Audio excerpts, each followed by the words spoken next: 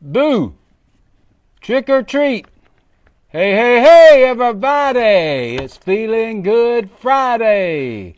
Coming to you live today from beautiful Franklin, Tennessee. Let me take this crazy bag off my head. I'll tell you the story behind this thing. Hey, I'm at my friends Dan and Joanne Miller's beautiful place here in Franklin, Tennessee today. Sitting out here on the front porch of their event center called The Sanctuary. It's a great place, meeting up here this weekend with a lot of awesome people, some great friends, and happy to be spending the weekend here with Dan and Joanne, two awesome people that I admire tremendously. But, I want to talk to you today about Halloween, and as you saw in my title, you trick or treat, you are what you eat, and why I hate Halloween. Let me tell you why I hate, one of the main reasons why I hate Halloween. It's because of a traumatic experience I had as a young child back in 1966 when I was 6 years old, trick-or-treating one night with my little brother. And, back in the early 60s, this is the kind of mask we had. I don't know if they even made Halloween masks back then, but we were poor. We couldn't afford them anyway. So my mom would get paper bags like this and cut eye holes in it, or she would cut off a pair of her pantyhose and put one leg over my head and one leg over my brother's head. You talking about an ugly, ugly mask. That thing was ugly. Uglier than any mask I've ever seen on the market today. But anyway, we were out trick-or-treating when I was 6 years old, and we didn't have plastic pumpkins back then either. We had paper bags. So we had a paper bag over our head and a paper bag in our hand that we went from door to door trick-or-treating and getting candy. Well, we were out trick-or-treating. It started raining like crazy, and we were still walking in the rain, getting soaking wet, walking from house to house, and wasn't thinking about the rain. 6 years old, I didn't know any better. My bag was getting wet, and I walked across a ditch trying to get to somebody else's house, and my wet bag, the bottom just fell out of it. All of my candy I had collected that night fell into a ditch full of water. Traumatic experience, but thankfully today they've got plastic pumpkins. You don't have to worry about that kind of stuff. That's one of the reasons why I hate Halloween. Another reason why I hate Halloween is because of all the sugary candy that kids are being given and fed on Halloween. Now, I know everybody thinks, well, it's just once a year, it's a holiday, what's the big deal? Well, they're getting candy all the time, not just on Halloween. But they really get loaded up with it on Halloween. They get bags full of candy, pumpkins full of candy, bowls full of candy. Well, I've got some healthy alternatives I want to share with you today that you can do. And I encourage you to do this, especially you parents, you grandparents that are having trick-or-treaters come by your house in a few days on Halloween.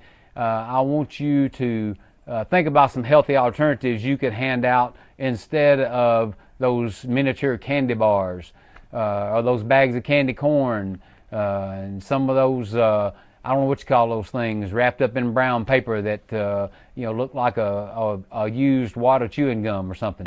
But anyway, I want you to think healthy and think about giving the kids that come by your house something healthy. Last year we had a trunk or treat event at our church. We don't celebrate Halloween, we celebrate harvest every year. And we have a big harvest festival, and the kids come through and they play all kind of games and they do a lot of fun stuff, and they do get candy.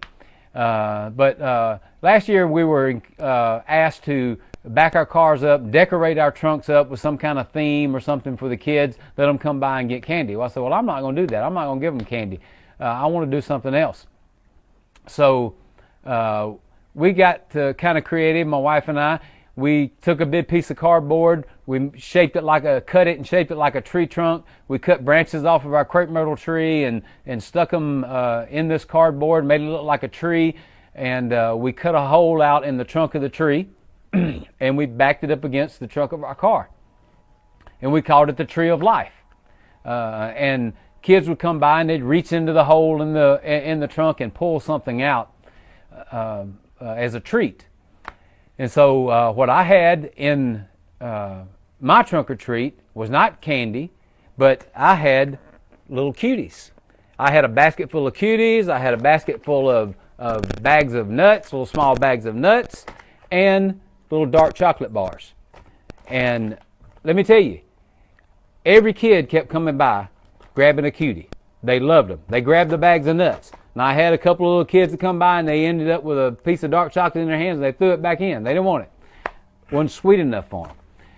But these are healthy alternatives. These are things that you can do, you can use in your trick-or-treat bowl when the kids come by.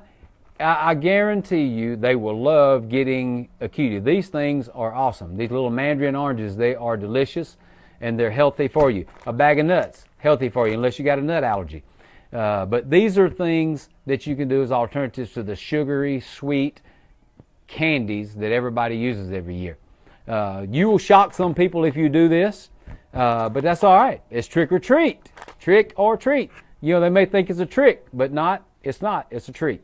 So just some healthy ideas, some healthy advice for all of you that are going to be participating in trick-or-treating and having kids come by. This year, shock them a little bit. Open the door and stick out a bowl of mandarin oranges and see what happens. That's why I hate Halloween.